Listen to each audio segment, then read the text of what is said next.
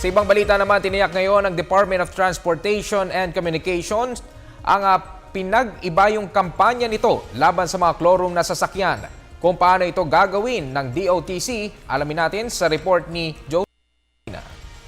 Nanindigan ng DOTC na matatapos din ang usapin ng mga kulurum na bus na naglipanas sa Metro Manila. Kung magiging high-tech na ang DOTC, LTO, LTFRB at MMDA para mahabol ang mga ito.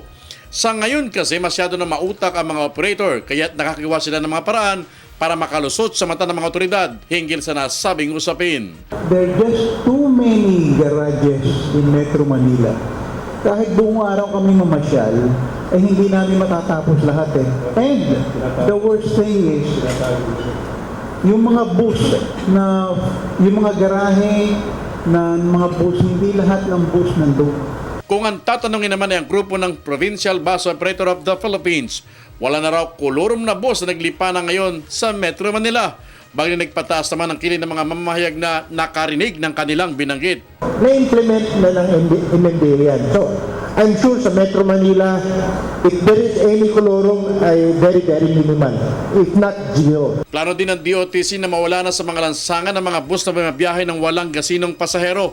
Bukod naman sa pagsayang ito ng gas, lalo pa sa pasigip ng trapiko, lalo na sa kahabaan ng EDSA.